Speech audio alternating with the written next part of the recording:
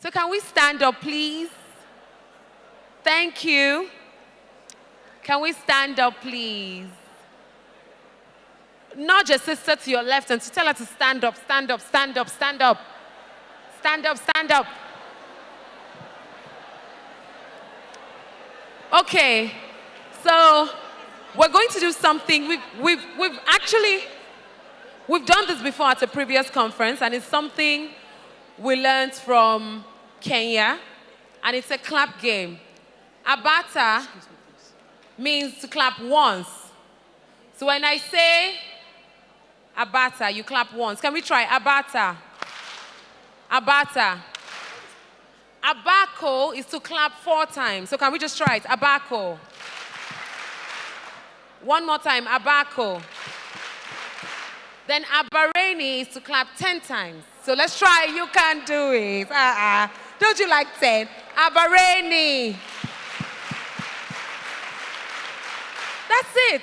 So let's try. Abata. Abata. Abata. Abako. Wait, ladies. Ladies. Say it slowly.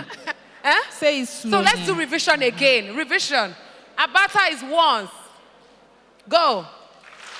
Abako 4 times. 1, 2, 3, 4. Abareni is 10 times. 1, 2, 3, 4, 5, 6, 7, 8, 9, 10. So now, Abata. Abata. Abako. 1, 2. Abareni, 1, 2. Abata. Abata, follow me. Abako, 1, 2, 3. Abareni, 1, 2, 3, 4, 5, 6, 7, 8, 9, 10. Abata. Abata. Abako, 1, 2, 3, 4. Abareni, 1, 2, 3, 4, 5, 6, 7, 8. One more time, Abata. Abata. Abako, 1, 2, 3, 4. Abata, 1. Abata. Abako, 1, 2, 3. Abareni, 1, 2, 3, 4, 5, 6, 7, 8, 9, 10. A round of applause for yourselves. So you may be seated. I see we've woken up the hall.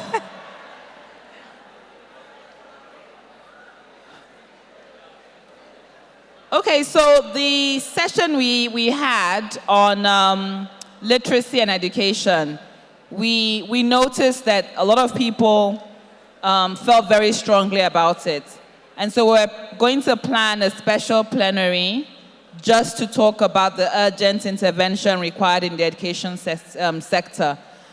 Please download the app and also get onto WIMBIZ.org, register for more information so you can get updates and get our newsletter so you'll get more information around it. Sorry we couldn't take all the questions, but the app it's basically you can push and you can pull. So send us information, send us questions, and we'll be sure to take them up and make sure that you get notified of the plenary on education that we'll be planning.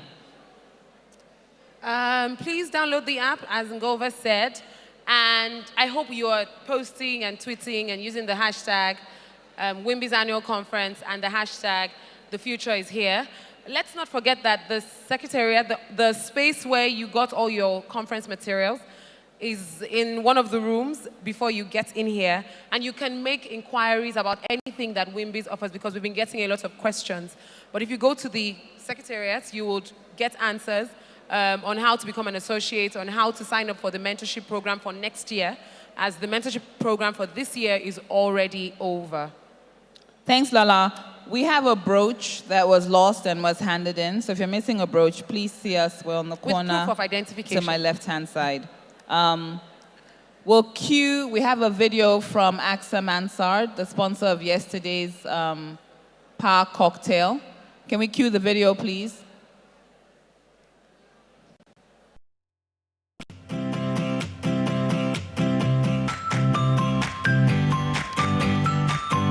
Would also like to welcome Rashida Tadebisi, Divisional Director of Retail Solutions from AXA Mansard. She'll be speaking on the women's focused product that they've just launched.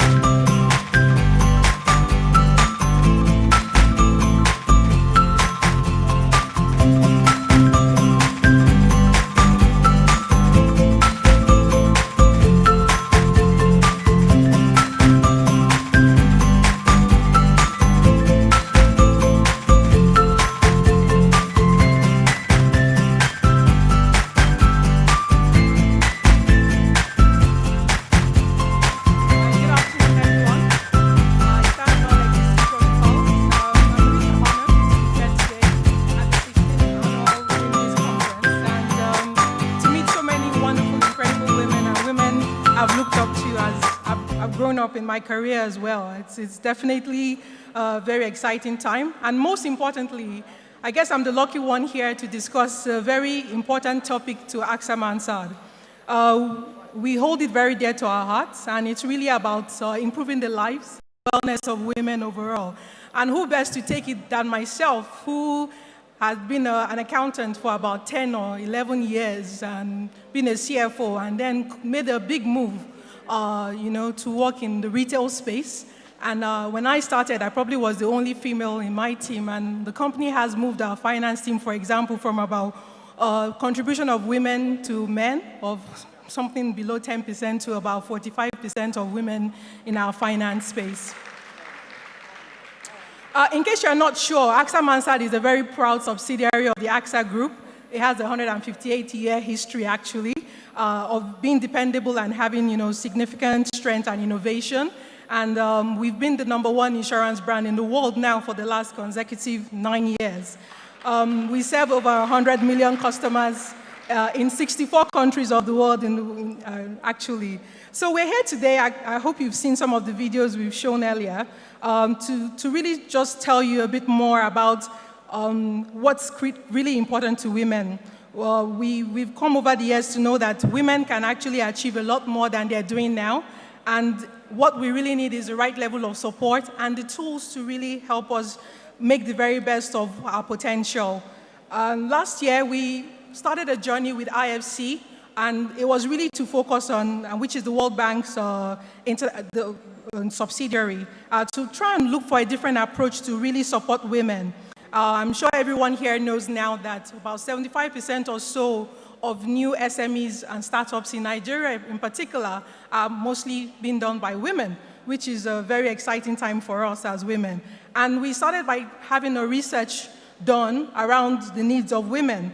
And one of the key things we found out from the research, which was very interesting, was the fact that women are actually greatly challenged, in our daily struggles. We're trying to balance our life and our family together, work and ourselves. I think many of the discussions here over the last 2 days has actually focused on this, and that we're very anxious also about keeping our business running and, of course, making revenue. This is very critical to us. And women, usually, we are the sole decision makers when it comes to the children's health, when it comes to education, and the overall well-being of the family. And more importantly is that we are the caretakers of, our younger ones and our parents as well, especially elderly parents. We tend to find that women are the caretakers. And all of these responsibilities, it puts stress on our income as women and also significantly limits our ability to achieve our financial potential. I'm sure, in case you haven't read RSA's Smart Money Woman, it really would give you an example of the realities that we face every day. So based on this, we're launching a solution, which is called She, and it's really about you being a superhero everyday initiative. It's a one-in-a-kind program, and it's really here to help ease the burdens of Nigerian women, no matter what the stage of life you are in. And in particular, if you're starting or running a business, you definitely need to have the right network, the right mentors, and more importantly, you need the right financing needs, which is a big issue here, especially when we're competing with, financial instruments that seem to be more attractive than investing in the real sector itself, especially with the banks. And what's more important is that as the business grows, as our career grows, and our family grows, we want to ensure that AXA Mansard is your partner and helping you all over that process. Because of this, we're extremely pleased, and we've partnered with WIMBIZ, and formed a partnership with them to increase, women's access to training, to finance, improving their financial capacity overall, and raise awareness of the role of women, especially in terms of insurance as a solution to your day-to-day challenges. And just a quick note as well, we're actually already running an initiative in AXA, which launched Women in Business for Good Accelerator. And this is actually a program where enthusiastic and dynamic women can apply for this unparalleled opportunity to get coaching, mentoring, as well as strategy and operational support. It's a great opportunity. In case you haven't applied for it and you're a startup or a business owner, we would like you to take this opportunity to apply and it closes on the 25th of November. You can get information on this on our website. And we would definitely love to see Nigerian women who are represented there because we have a lot of brilliant and wonderful women here. I'd just like to thank you for your attention today. And you can feel free to reach out to us on our website, on any of the social media platform, and at 0700axamansa.com. And I wish you wonderful deliberations for the rest of the session. Thank you.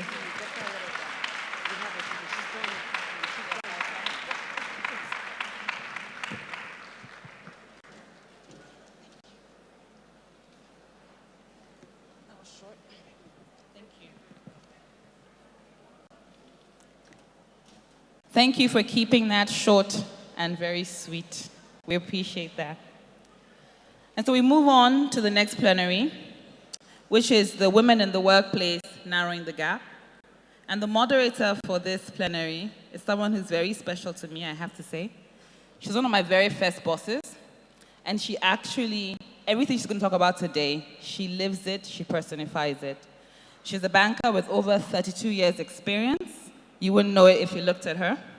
She was formerly Deputy Managing Director at Echo Bank. Before that, VP at Citibank. Please give a very warm welcome round of applause for Foluke Aboderin. Thank you. Okay. Thank you very much, Ngove.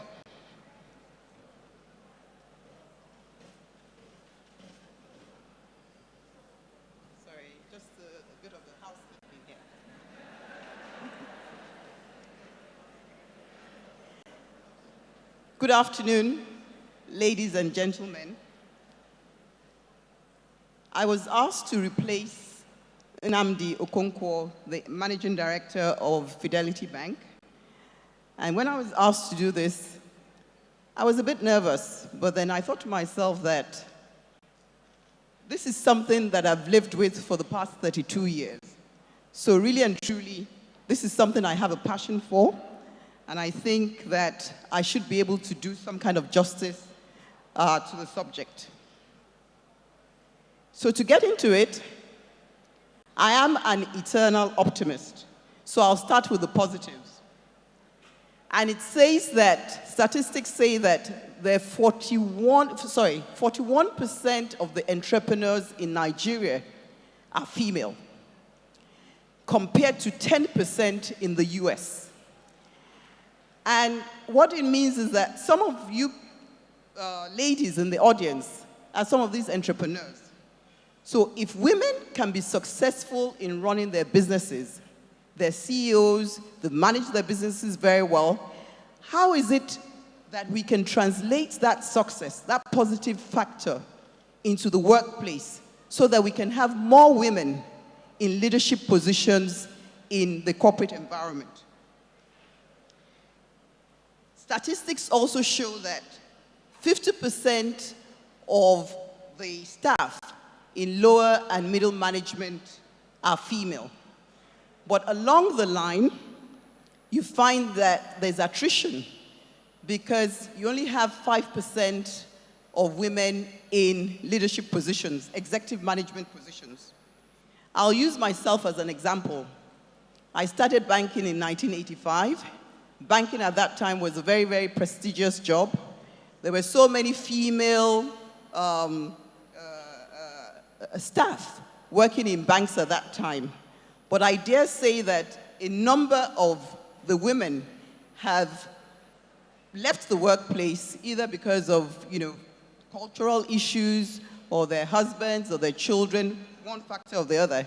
I believe of the people that started banking in 85, there were only a few left, like Mrs. Bola Adeshola here, Bimbo Wright, Shola David Boa, and we need to be able to keep a lot of the women in the workplace. So to talk on this topic, to discuss this, I have 3 seasoned women who have been in the workplace and who have various experiences in dealing with issues to do with women in the workplace. So I'd like to invite them up. I'll start by inviting Binta Max Binije.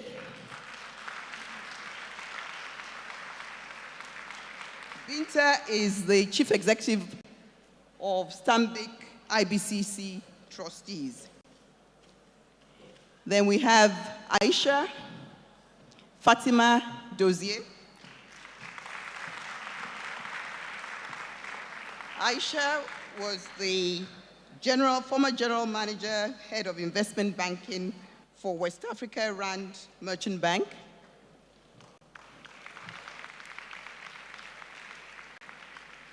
And then we have my dear sister and my client, Oyeyimika Adeboye,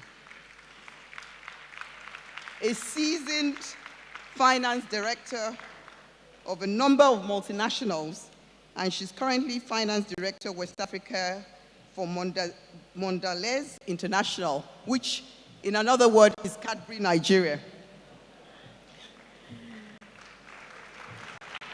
So thank you very much, ladies.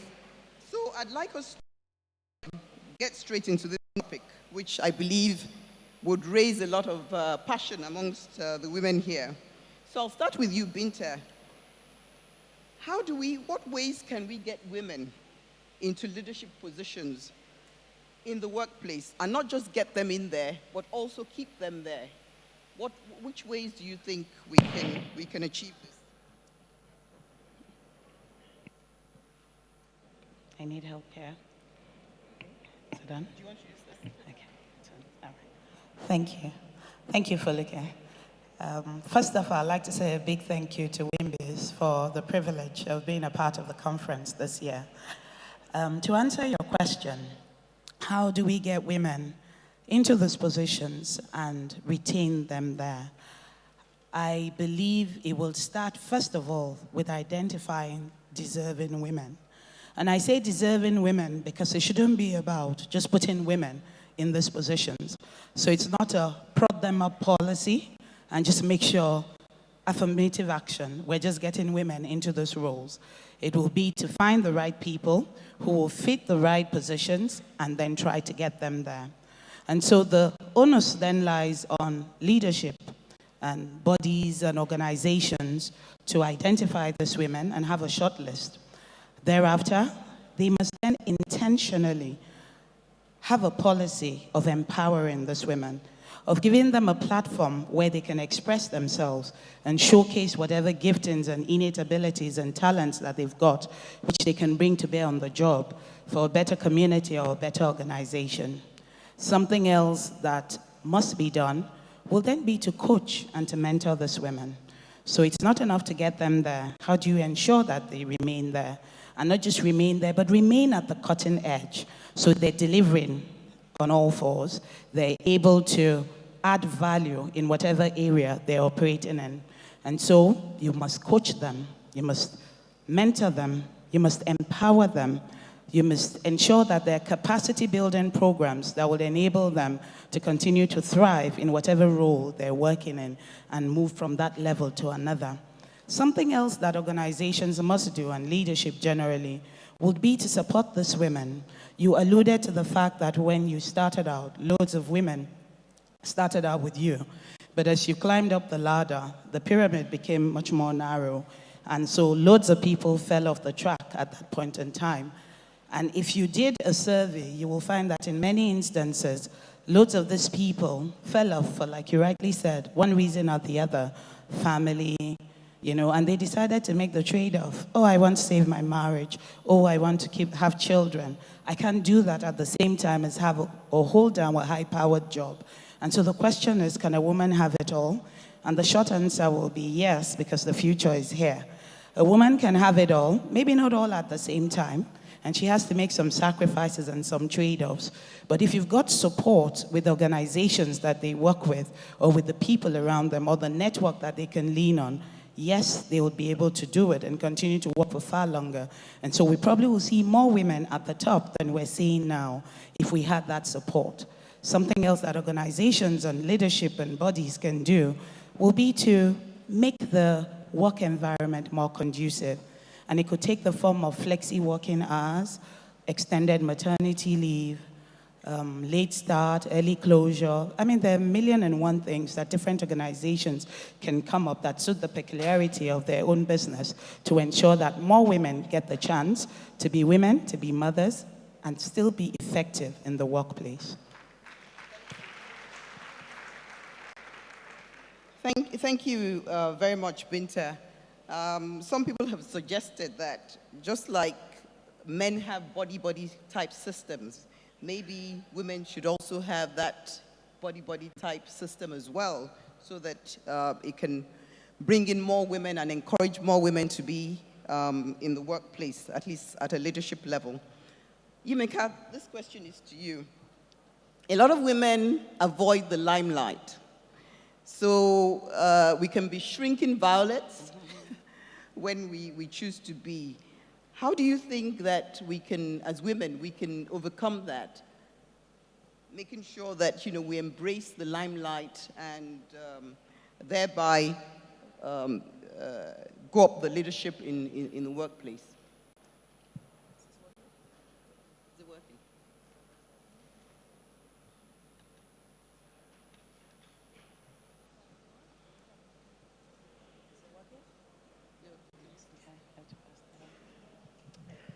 Good afternoon, ladies, and thank you for permitting me to talk today. Responsibilities. First of all, we as women, one of the key things I think we make excuses about are the things we need to do. Husband, family, children in school. We have a long list of balls that we juggle. And I think that is where the problem starts, because we say to ourselves, we have all of these things that we need to do, and our career is also on that list of things to do. I would say for us, we need to be focused. Women, we need to be really focused on what we want. The support system we have in Nigeria, and Africans generally, we're very fortunate. We have families that support us. I must say that with family support, it's important then to focus on what you want. You would have to make sacrifices. Men don't get to the top just like that either. They do have to make sacrifices. We also have to make sacrifices. We have to prioritize. We have to decide what's important to us, and I believe we need to stick to it. When you have an objective of what you want to be and where you want to be, you need to focus on that objective and make sure you get there, irrespective of the distractions. There will be distractions. You still have to find a balance between your home, your marriage, your social responsibilities, and your career. And a lot of people say, oh, my employer is not interested in all those other things that happen to me. They just want me to do my job. I would say to you that you should challenge your employers. I have met women who have, at work, been the focal point of a change in policy because they insisted on something for themselves.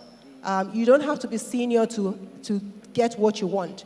I know people who are junior who have insisted on ways of working that the entity has changed its style for that purpose. So I think, at the end of the day, while we have many responsibilities, getting up there, I'm not saying it's easy, but I'm just saying there are sacrifices we all have to make. And I'm still reminding you that men also make these sacrifices. It's not just the women that have to make these sacrifices. It might be easier for the men to do than we have to, but I think we're wired to multitask anyway. That's what our DNA is all about, and we should make the most of that wiring. Thank you.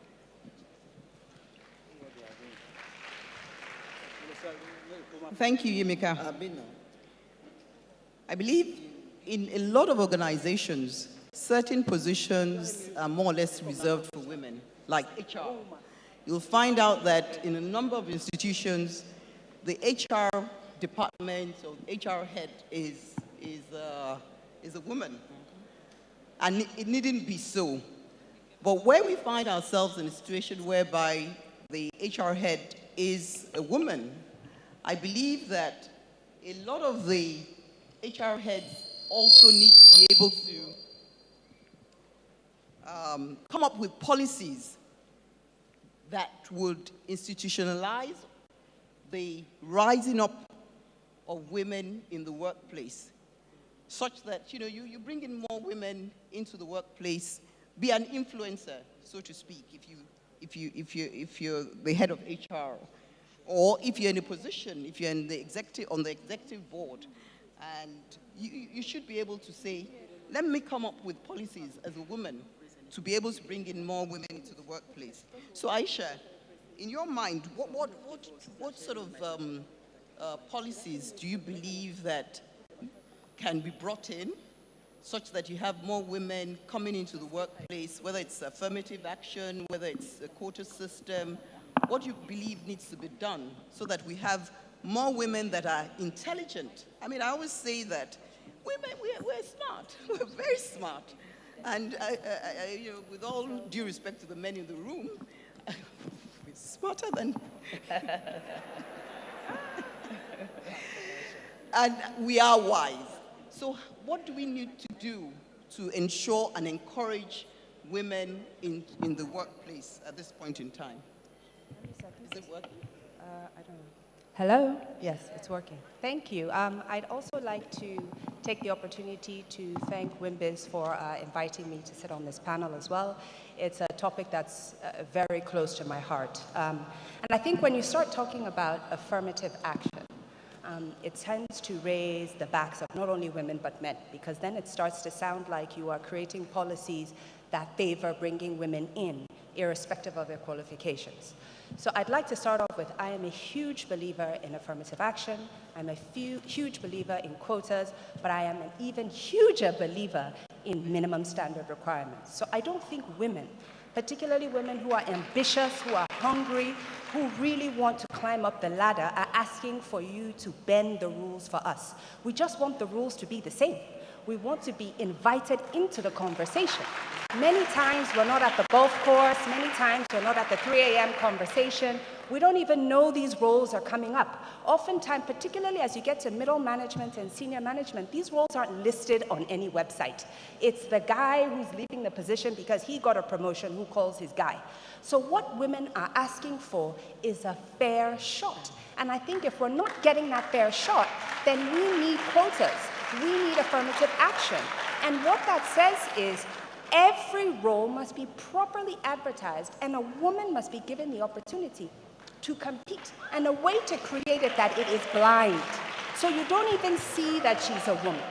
So I think that's the first thing, is none of us are asking, anybody who's asking for the rules to be bent doesn't deserve the role. So I think the other part of that, though, is we are also women. And there are many women who make personal choices in their lives, get married, don't get married, have children, don't have children, etc., have a dog, don't have a dog. Now, I think what's important is if you, as a board of directors, as an executive management team, if it's important to you to get closer to parity. I mean, 5% of African CEOs are female, so we are far from parity. So I don't think men can begin to say, oh, it's not fair, it's not fair. If you create a balanced playing field, and then create policies that allow women to actually be women and do some things they want to do outside of the office. So perhaps a man really enjoys going to the bar to have a drink, loves going to play golf. I want to do something different. Allow me to be able to do that. Don't ostracize me for doing it. No one should look at me funny because I'm pregnant. You know, I shouldn't lose my opportunity to continue working and earning money because I've decided to have a family. So I think if you're having these quotas, you also need very strong policies that prevent this issue that you talked about earlier, where you've got this pyramid. You've got 50% of women coming in at the junior levels, but then we're all just dropping off. And people are dropping off predominantly because they're family issues. So if you create policies that allow us to live flexible lives, some people have creches in offices, some people have different maternity structures, even paternity structures. Listen to the women in your office. Ask them what they need. It might be one day a week they work from home. Whatever it is, listen to the women and give us the opportunity to really get a seat at the table.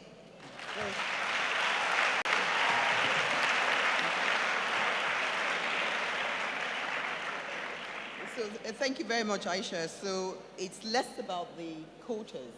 It's more about the policies, the level playing field, being brought to the table, the transparency, so that you know that when things are advertised, they're advertised on merit, and you get it on merit. Your gender is less of an issue, but it's about, what you have to offer.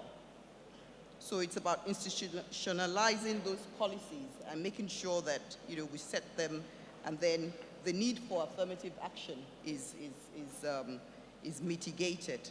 Okay. Yimika, there is a lot of pressure on women to compromise themselves in order to advance their careers. I believe this came up yesterday, at the session yesterday, one of the sessions yesterday, and it also came up today. That is, women are somehow, put under pressure to compromise themselves in order to advance their careers. There's some institutions in this country where women are used purely for marketing, correct? and so when we need to be dignified. We cannot just be seen as, just an instrument to market for funds or for products from men or sales. So what do you believe needs to be done to ensure that the pressure on women to compromise themselves is reduced? I think this is working now. Is it working? It's working. Is it working? So, It's not. it's not. It's a two-way street. I'm not speaking as an expert. I wouldn't say I have experience. So maybe I'm not the right person to talk on this. But I can speak from being on the other side, where I've had to counsel women who have been through this, or where women who have, in my role as a CFO, I've had to deal with bankers. And I've had to talk to women. So I say it's a two-way street. I'll tell you why I say it's a two-way street. When you're asked to do something, you have an option to say yes or no. Correct. That's fact. You make the choice on how you handle what you need to handle. I wouldn't say that I'm aware that any employer would say to you, you must dress in a particular way, or you must do certain things. Yes, you do get targets. But I say that also, it's also up to you to decide how you handle your targets. We all get targets. I have targets too. What I say on the other flip side is I'll talk about the ladies first, we women, and then I'll talk about the employer. We must remember that we have a choice. A lot of us are so hard on trying to achieve our targets that we'll do anything. And I'll give you one simple example. My company has just recruited a male Muslim CEO. And he was in Nigeria before, went away and came back, and wanted to reopen his account with a particular bank. My treasurer called the bank and said, please send somebody with the forms. The CEO wants to reactivate his account. About 4 p.m. in the afternoon, he walks into my office, shut my door and sat down, and he said, what is wrong with you Nigerian women? Tell me, what is wrong with you people? I said, what do you mean? He said, the bank sent me 2 ladies. These were his exact words. All I saw were cleavages and legs. Yimika, I couldn't look them in the face. I couldn't talk to them. I was staring at my computer. And then I quickly called my assistant and said, Martha, I have another appointment now. Please see Martha. He didn't even do the business he needed to do. Now, I called the CEO of that bank because I know the bank and I know they do not have that reputation. I deal with banks, so I know what I'm talking about. He was horrified. And he said to me, I'm sorry this happened. Now, I know for sure that because I know the bank didn't send them to dress like that. I know the bank very well, and I know what I'm talking about. But these ladies chose, and that's why I said it's an option, to dress like that. So that's an example. It might be extreme, but it tells you what I'm talking about. The flip side is the organization.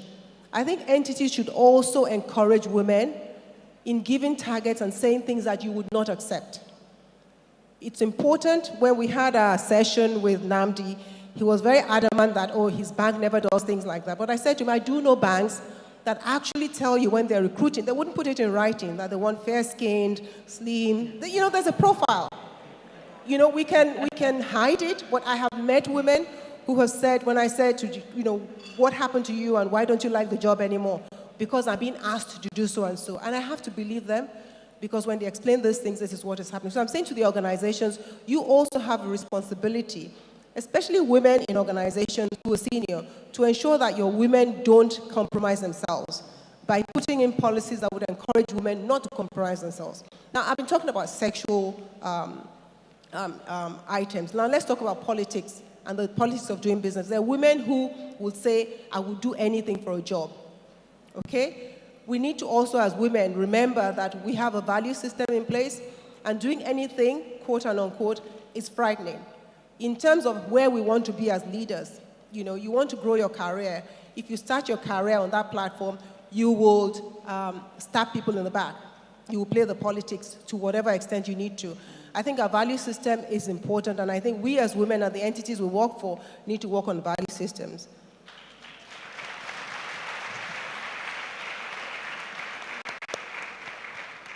Thank you, Yimika. A strategy whereby you have to stab someone else in the back, or you sleep your way through a career progression, is never sustainable. Never. It would not last, because there would also always be someone else round the block. It is never, and I would never advise it. So we'll go on to the next question. Aisha, this is for you. Women must have diversity of skills and not necessarily stay in the same field or role for years. So if we want to get to the leadership position, we need to be well-rounded. That is, we don't necessarily have to stay in the back office or in HR or in operations or wherever, but we need to be able to move and educate ourselves in terms of, you know, formal education, attain more degrees, attend more courses that are relevant for our positions and all that. What are your views on this?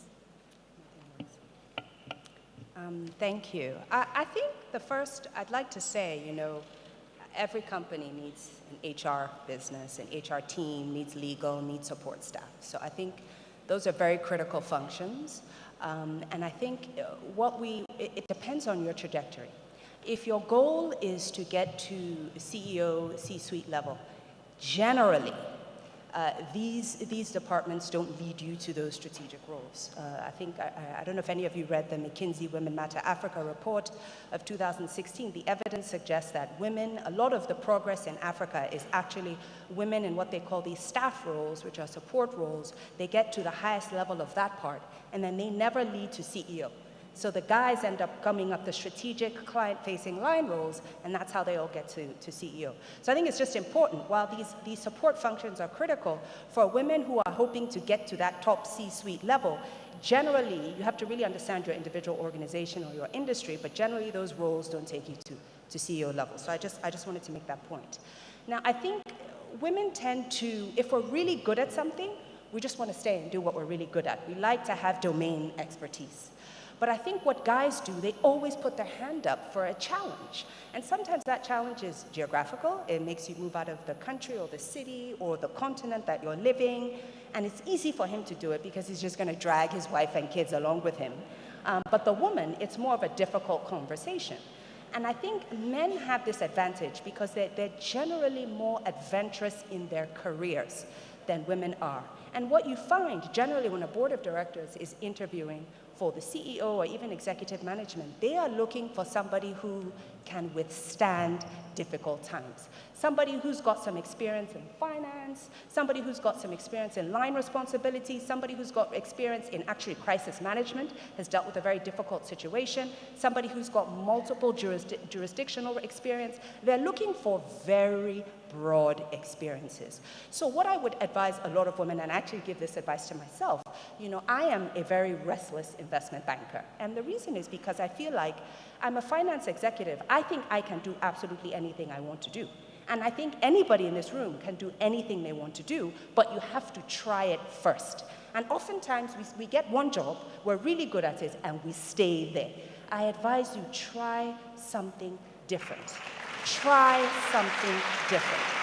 There is literally no real risk to you. If it's financial, you're thinking very small-minded because in the long term, you're going to make the money.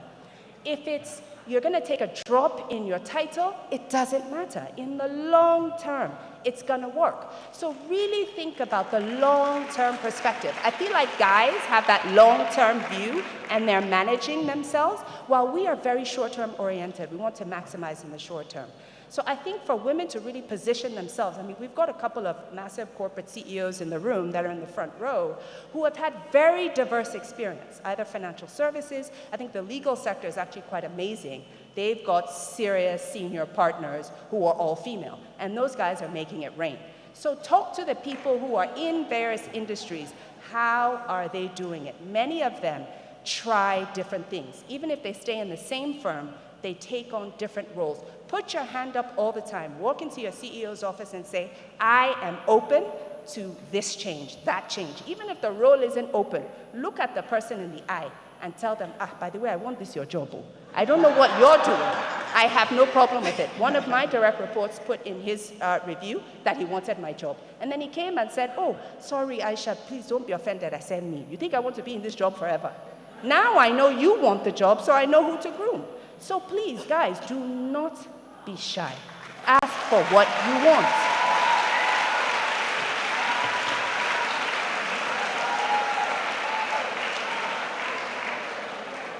Thank you very much, Aisha. Women, do not be shy. Ask for what you want, even though there might be an incumbent. Yes. And it could be a career-limiting job. It's okay. Request. I think it's also important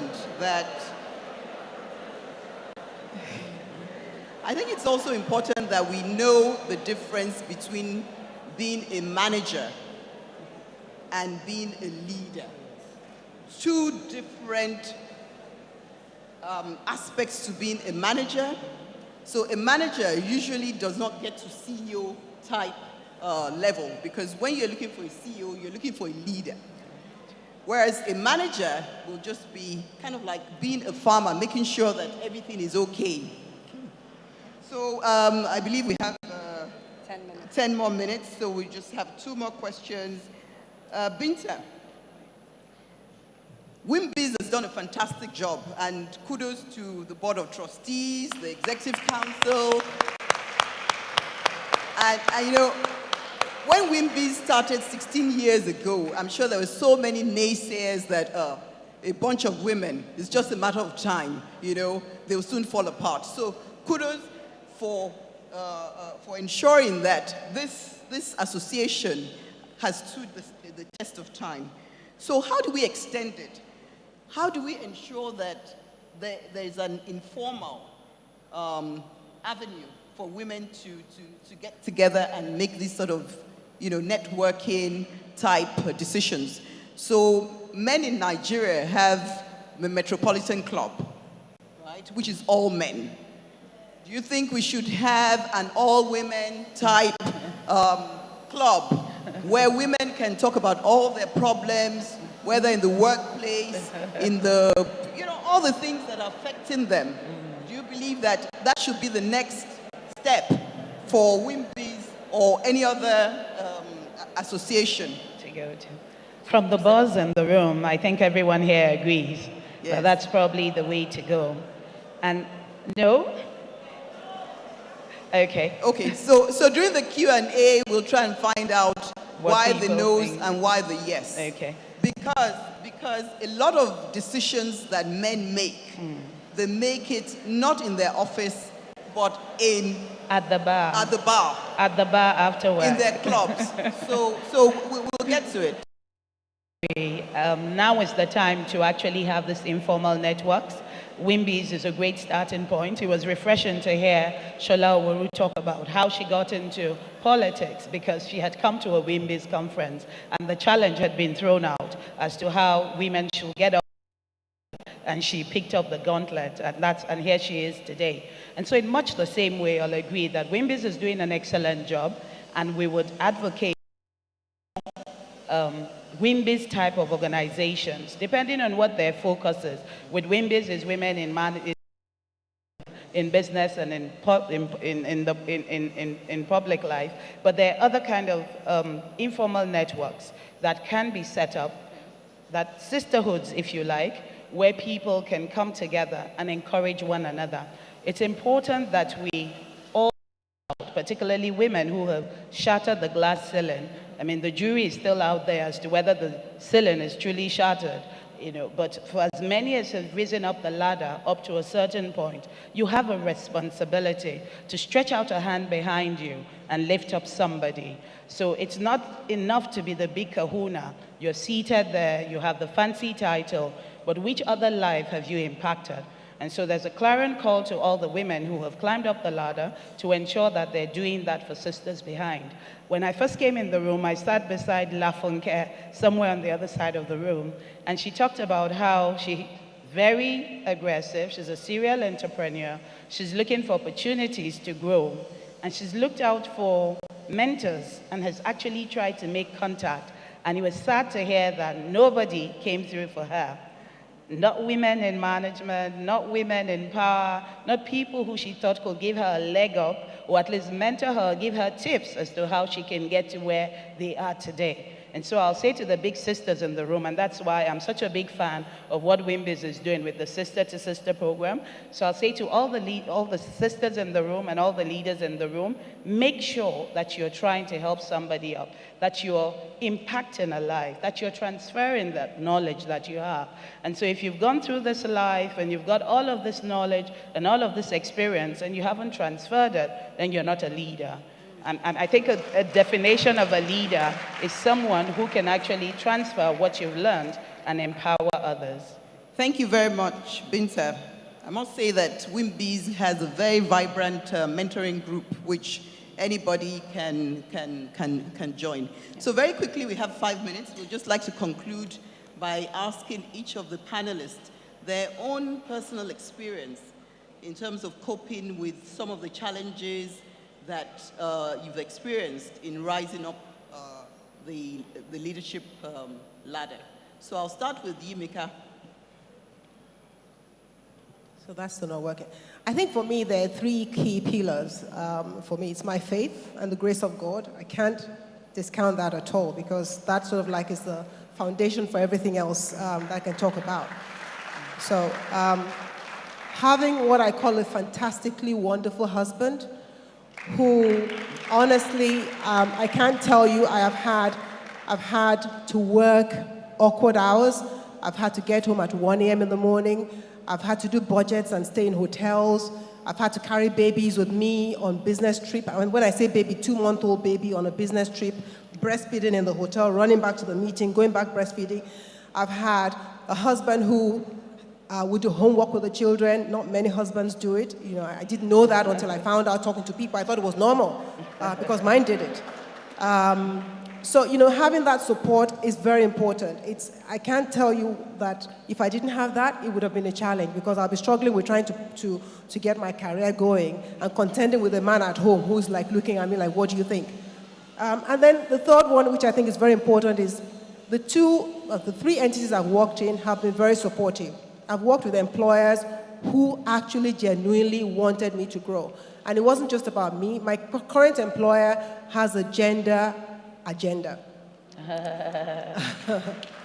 And the gender agenda is to have no less than 20% of its population from CEO, our current CEO is a woman, to the most junior position must be women. Now, incidentally, not deliberately, but out of just our recruitment process, my team, I have of my 6 direct reports, 4 are women. I didn't choose it, it just happened. So it tells you, went through normal recruitment process, and there are women out there. So I'd say my entity has been supportive because it is very easy for HR to say to me, and they did once actually, Yimika, you got too many women in your team. Then I turned back and I said, but who brought them? Then HR went very quiet. But the point I'm trying to make is, if you have an entity that supports the gender agenda, it's important, and it's helped me fantastically. Thank you. Thank you, Yimika. Support system is very important. Aisha, your experience? Yeah. I think I will reiterate on prayers really help you get through the struggles of developing a career. I also agree with Yimika. I have a very, very supportive husband. I was telling somebody earlier on in the back that, I think my husband just tolerates my neuroses. I'm really the luckiest woman on earth to be married to him because he's very supportive. He wants me to be successful as much as I want to be successful, and I feel the same for him. And what that does for us is we plan. We plan. I tell him, well, this is what I'm thinking. He tells me what he's thinking, and we work together truly, truly as partners. End of this year, I'm moving to California with my husband and my children because I'm doing a fellowship at Stanford. Most people are like, oh, but Ngozi isn't going with you, is he? I'm like, no, he's actually coming with me. And people tend to be shocked by that, but it is important to us that our family stays united. So I think the support of my husband is definitely key. I think the other point I want to make is that, careers don't go like this. For some people, they just keep getting promotion, and then they become CEO. For many of us, we go down, we go backwards, we go up, we go backwards, we go up. You can take time off, you can come back in. I think if the foundation is solid, you have that good education, good work experience, you develop the right relationships, you can make a decision 5 to 10 to 15 years in there that actually, I want to go offline for a year or 2 or 3 or 4, whatever it is. I just met a woman today who told me she's just had a baby. She told her company that actually she doesn't want to go online yet, so she's working offline. So she still has her job, she's still making her salary. She may not get a promotion like her peers are going to get in the same time, but she's decided to take that risk. And I think it's very important for women to understand. At a point in my career, I did the same thing. I left banking and I founded a children's play and activity center. So it is entirely possible to leave your industry, go to something completely different, and go right back. So I think if I leave any message with you is that really have the confidence in yourself, build those skills, build that foundation, and give yourself the flexibility. You don't always have to make it to CEO in 5 years because somebody else did. It may take you 15 years, and that's okay.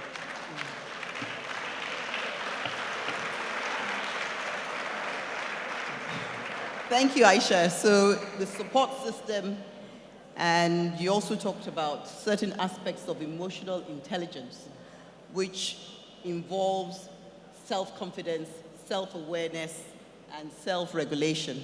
So Binta, can you let's have your own experience? I'll add to that as well, the support system for me too. I actually have a job where I shuttle between Abuja and Lagos, and I've been doing this shuttle for the last 5 years. I used to feel like a bad mother when I would call and do homework on the phone with my children. But then, thankfully, there was the network to lean on and a great husband, like the other two have said. And so that helped, and I was able to keep this going. The other thing I'd like to mention is the need to continually develop yourself. Investment in yourself is key.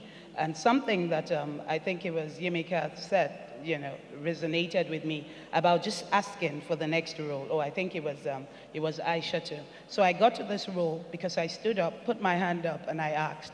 My cheese had moved where I was working before then, and I went to the group MD and I said, you know what, I think it's time for me to do something different.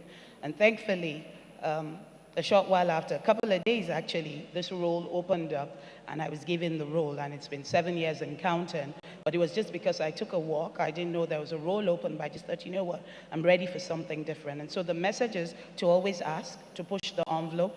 If you don't ask, you might not get it. And then the other piece for me will be about self-development. Constantly hone your skills, be ready for where you're going. You might not be there yet, but if you have a plan, walk that plan.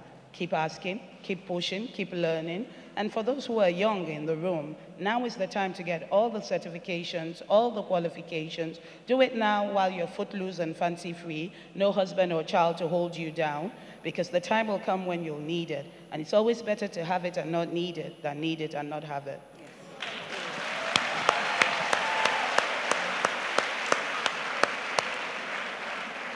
Fantastic. So for we women, the sky is the limit, really and truly. There should be no barrier, there should be no limitation. So thank you very much. I think we would now go into the Q&A session. So I think maybe the ushers would assist us in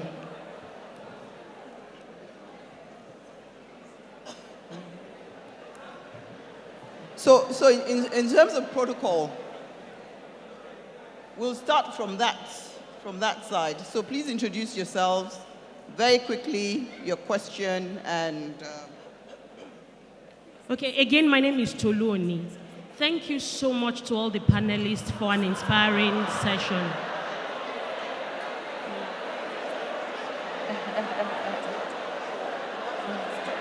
Okay. No,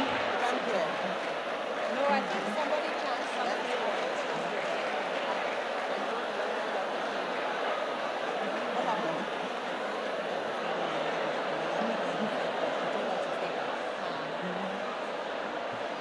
Okay, tell them to start. Okay, okay, thank you. So Tolu, you were saying? Okay. Thank you so much to all the panelists for an inspiring session. My question is this. We are a formidable force. WIMBIZ is a formidable force. It's my first time here, and I'm glad to be part of this. I look at the Labour Act. It's obsolete. It was enacted in 1974. And there's one part of it that bugs me a lot. I'm a lawyer, and I'll continue to advise my employer in accordance to the law, even though it affects me too. It says that when you go on maternity leave, employers are required to pay not less than 50% of a female's salary who goes on maternity leave.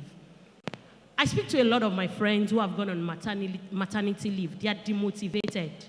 I do not preach gender equality. I preach gender equity. Men can be pregnant by nature. I have to carry the pregnancy.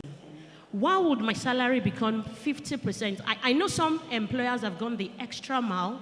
They have their own rules and regulations that make them pay the full amount to get your bonuses.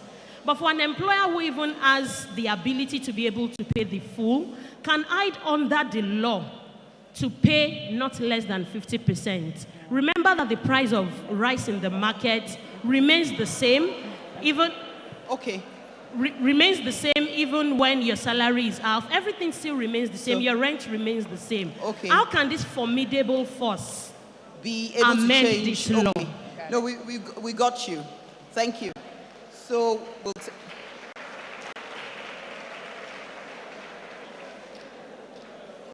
We can't hear you. yeah, please go on. Please, can you? It's not working. It's not working. So maybe you want to go over there. Oh, it is working. Hello, everyone. Okay, mine is just a soft comment, purely inspired by the ladies on the stage. I like the fact that you kept making references to the support you got from your husband. And I happen to be one of the lucky few. I know we women, Sorry, there's a sense I'm in sorry. which... I can't hear you. I don't know whether they can hear. Hello. Yes. That's better. Hi again. My name is Tosin Adefeko. And I was saying that I was just inspired by the ladies on the stage and the fact that they were talking about the support that they get from their husbands. And since I can be a bit crazy sometimes, I thought today's my husband's birthday and he's here with me today. I thought I would appreciate him. Thank you.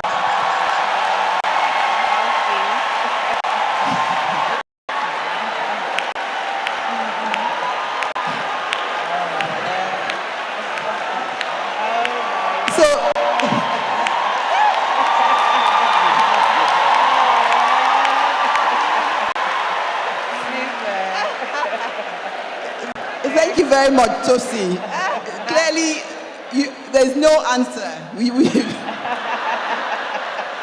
And thank you very much to your husband. I'm sorry I didn't catch your name. But thank you so much for attending, and thank you for the support to your shining example.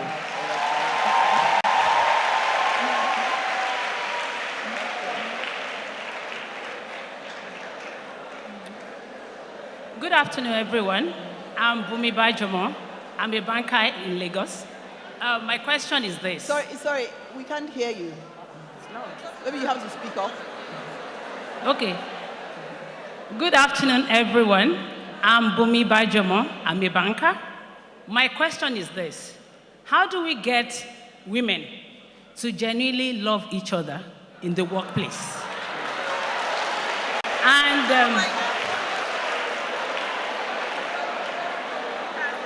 you know, both from a senior to junior perspective, And secondly, how do we also get the younger women, the upcoming women, to also accept the mentorship, the tutorship, and leadership of fellow women as them? I ask this question because if I look back at my own career, the nicest of bosses I've had been men. Yes. But the most impactful set of bosses that I've had been women. And the unfortunate thing is that while these women have impacted so immensely, I think sometimes their approaches does not allow them to get the merit that is duly due to them. So a lot of women, probably because of this motherly instinct, sometimes the way we relate with one another, the way we impart knowledge, or the way we communicate principles and organizational practices, it tends to make a lot of the subordinates or the younger women to actually withdraw or get removed from the objective that we're trying to impact.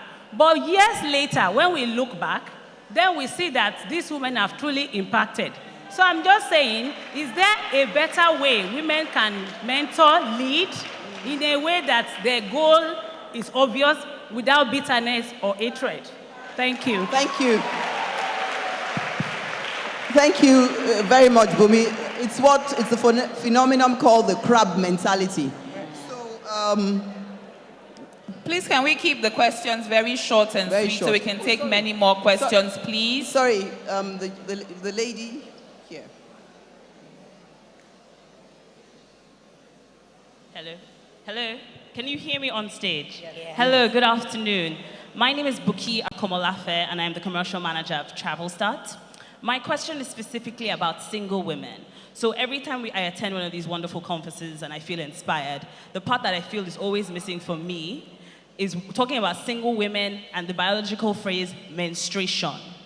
So unfortunately for me, I'm one of the women who suffers from endometriosis. And unfortunately, every month, there are at least 3 or 4, or maybe even 5 days that I might have to miss work, right? So yes, nobody talks about the fact that that can actually limit you, but it does, because if somebody schedules a meeting in between your 3 to 5 day cycle, you can't go. And of course, I've been very fortunate to have been mentored by women, but then every time I attend, we only talk about, pregnancy and having a baby. But what about me, who's like, I have to go to work, but unfortunately I can't because I'm crying on the floor. So how do you even help a woman, a single woman, through that time? And you might not have an answer, and that's also okay, because it will help me.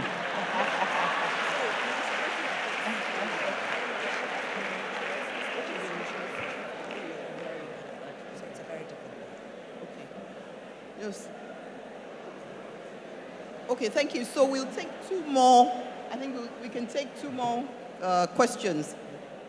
Good afternoon, everyone. I'm Anu Ogunsheye, a tax consultant from Abaxosa Professionals. My question is, most of our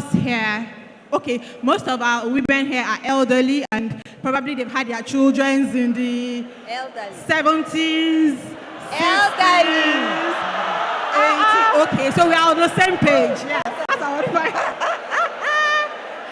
Okay, my question is, so many of us get to talk about the support we get from our husbands to assist us in building our careers, but we're not talking about our children, how to manage the career, the home, the children. I think that's one of our priorities. If your children are, if their life is not well, then your career is gone, really. We have children, we leave the house as early as 5, we come home as late as 10 because of Lagos traffic, and our children are sleeping and awake. So how do we manage taking care of our children and also building our career? Thank you. Thank you. Hello, good afternoon. Hello, good afternoon once again. Yeah, good afternoon. My name is Patty Siche. I'm a medical social worker with FMC Ebutemeta Lagos. My number 1 question is this: how do we curb the destructive aspect of women against women in the workplace? Because men are not the only problems we have. Men are not the only problems we have. Women We act very destructively against each other in the workplace. How do we curb it? That's number one. Number two, support system for the married people, the husband. What about the widows? What about the divorcees? What kind of support system should we have in place for them? Thank you very much, ladies. Okay, so I think... Yes, good afternoon, everyone. My name is Ariola Koladaisi, and I'd just like to make a comment. Thank you all the panelists for very useful discussions, but I'd just like to make a comment on what Mrs. Dozier said. I was 25 years in the bank, and now I've been in public sector for 2 years, and I think I would advise, especially the younger women here, to think very, very carefully before you take a job, before you take a break, because you mentioned it's okay to sort of get off for 4 years. When you're just building your career, it's important to realize that if you take 4 years off, it might be quite difficult to get back in. And I think it's important that everybody takes a very good view of this, their own financial realities, the financial realities of their family, so that you can take the right decisions. I just thought it was important to mention that. Thank you. Thank you, Ariola. So I'll take that as a comment as opposed to a question. So we'll have 2 more questions and that's it. So can we just hear from you and then we'll take her. Good afternoon. Good afternoon, everybody. My name is Akugwayi Munam. I am a development finance officer, and I currently work in the public sector. So it's just to follow up on what she said, because I've had the unique experience of having to step out of work for a bit. So I started in a fast-paced consulting firm, but I had to leave when I had to move with my husband because he got a new job. Now, the next job, I was told, oh, you're newly married, so I can't hire you. He told me face to face. He said, you're qualified, but I won't hire you because I know that in a few months you're going to ask me for maternity leave, and I can't say no. So I didn't get that job, even though I was qualified for it. I did eventually get a job in a startup for a lower salary, like you said, with a lower job title at the time, which I didn't mind. And now I've been able to re-enter the public sector, but not without some sacrifices in years of experience being counted, not counted, things like that. So in my experience, I've had to figure it out, and figuring it out takes a lot of time. So I was trying to make a suggestion, or let me make a suggestion. With the WIMBIZ platform as it is, there should be a way to reduce the number of people falling off from entry level to middle management. And one way is to show them a platform, sort of like an exchange, where you can plan. It's like a career planning, meet-up space, if you like. So that before you get married and start to have a family, you already start thinking in that direction and thinking of what sacrifices you will be ready to take, so that you're not surprised with it. Okay. Thank you for the comment. Is yours a question? Okay. Momo, can you hear me? Yes. My name is Kubi Momo, I'm a banker, and I'm one of the 70s mothers, as somebody just referred to. But for the younger mothers who are here, we've heard comments about you need to be in the right place to move up in an organization. So please, for the younger mothers, talk to your girls. It starts from school. Get them to do science. Get them to not be scared of maths. I have a mix of children, male and female, and they seem to gravitate naturally. Maybe the males are better off in science and maths, but please encourage your daughters. Science, maths, tech, robotics, because that's the world of the future we're going into. Thank you, Kubi. So one last question, and then we'd... Sorry, very quickly, it's a question. Hello, good afternoon. Hello, good afternoon. Yes, good afternoon. My name is Jamila. I'm actually a banker. I work with Diamond Bank. My question is this. Most of you on the panel seem to have supportive husbands. The major challenge with female in banking is that those of you that have supportive husbands do not have the patience for those of us without supporting husbands. You understand? It's a major challenge because you cannot stand the fact that some of us have to go home and breastfeed and come back. You make us stay at work late, and you just don't have the patience for those of us that our husbands are insisting we must be home at a certain time. We can't attend an NPR and stay till 11. You know, things like that. So you guys need to address that. It's not really us. We are really interested. We want to be in the sector. We want to stay for a long time. But you, the female counterparts, do not have the patience for us. Thank you.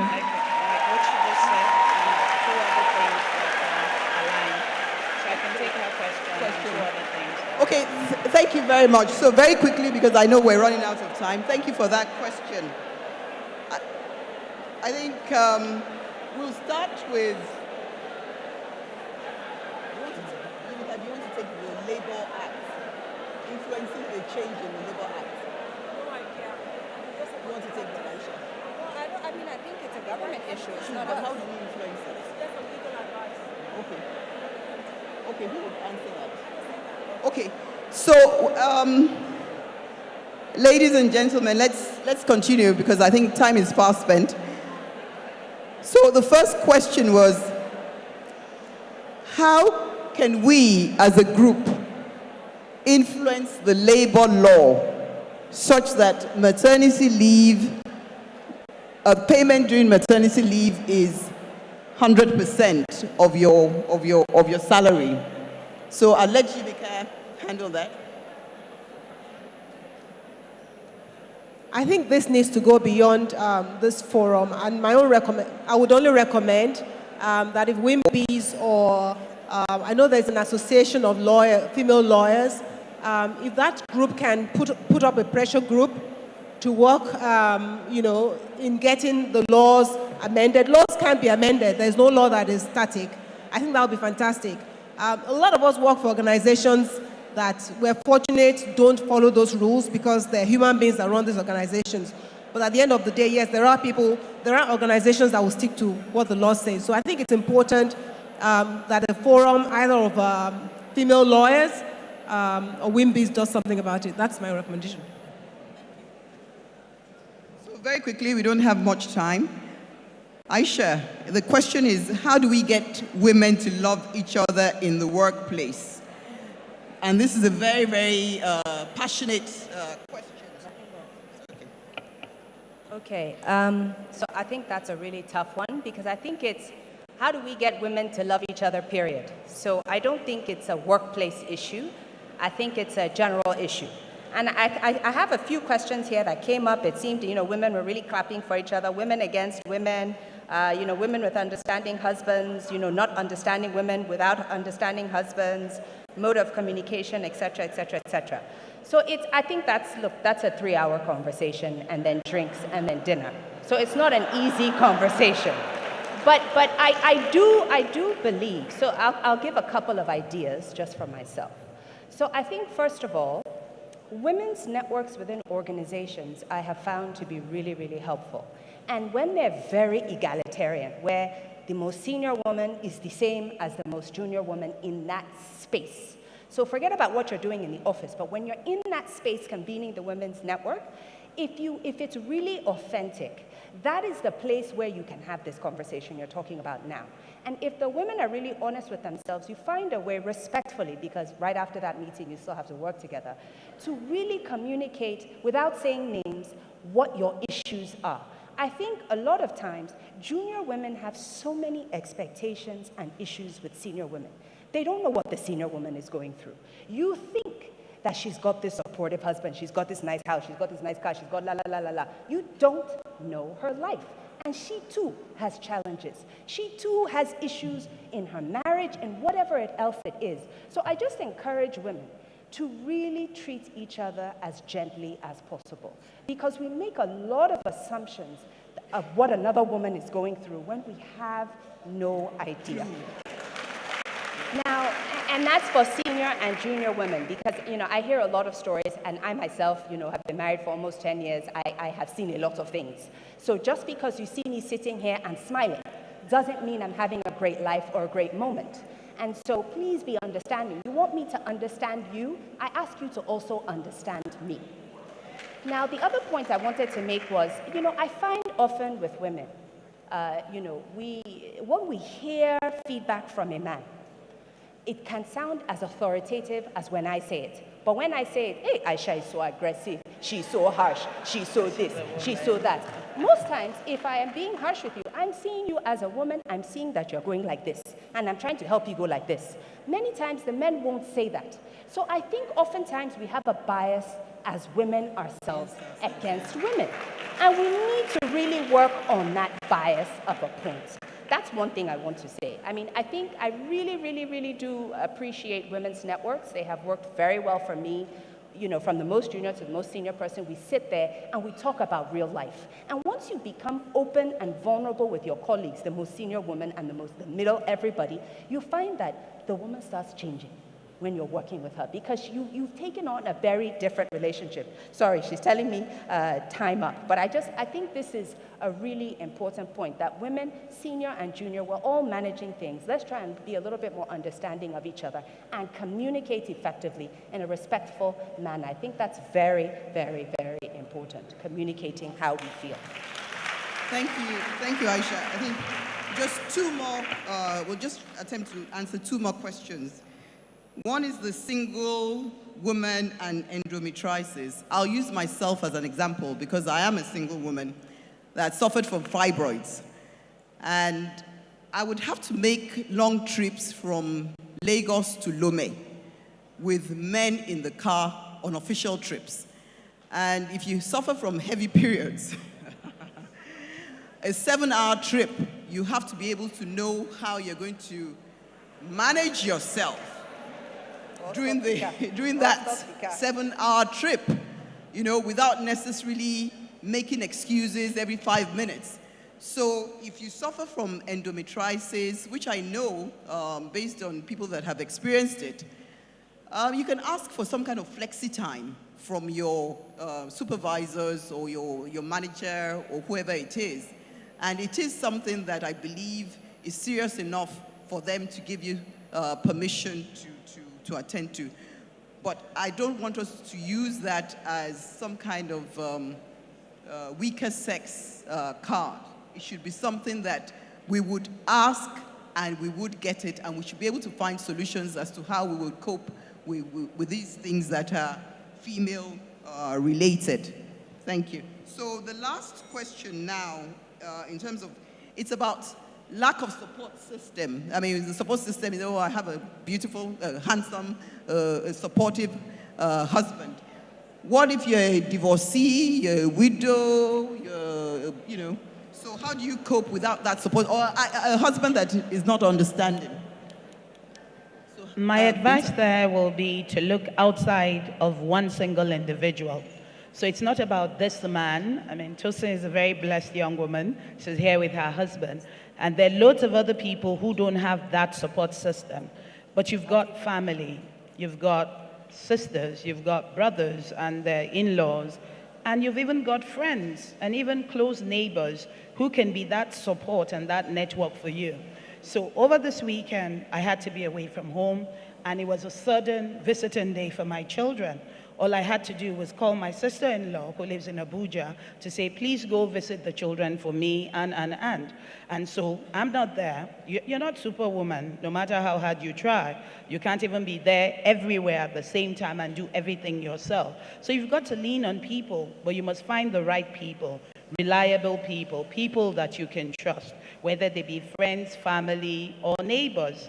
And so build that support system, but also be prepared to be that for them as well. So you're not just taking and taking and taking, but when they need you, you're also there to provide that support for them.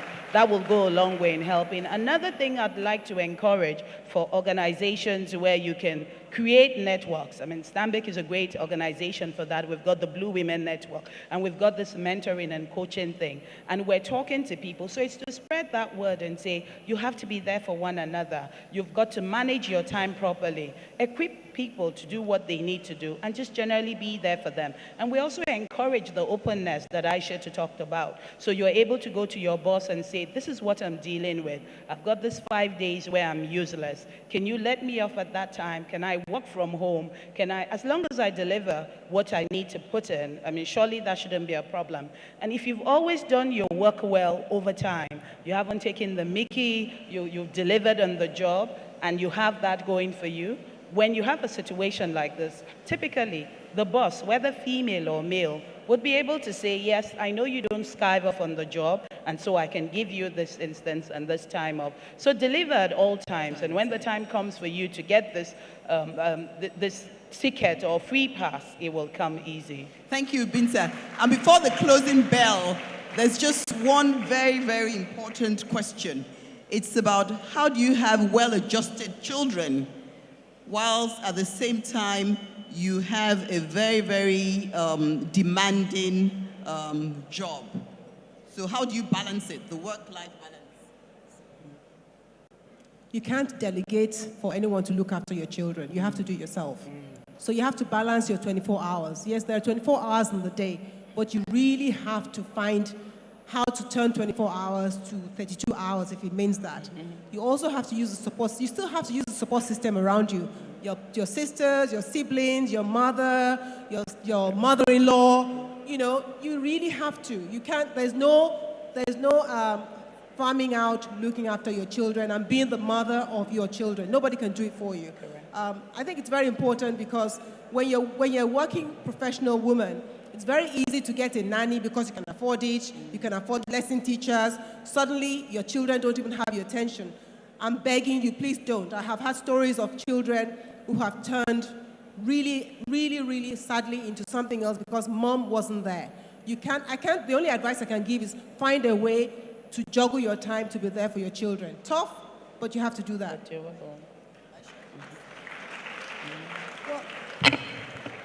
Just really quickly on this point, okay, they're telling me to shut up, but I'll just say that it takes a village.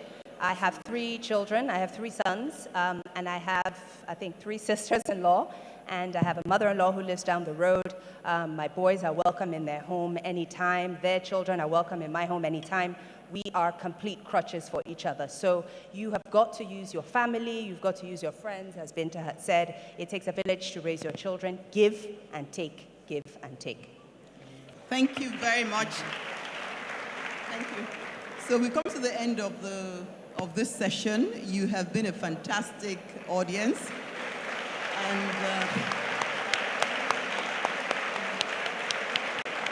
And I'd like to thank the panelists, and I'd also like to thank WIMBIZ for giving us the opportunity to be able to discuss this passionate topic.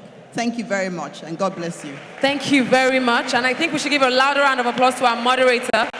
She got this job this afternoon. I think she did a fantastic job with this panel.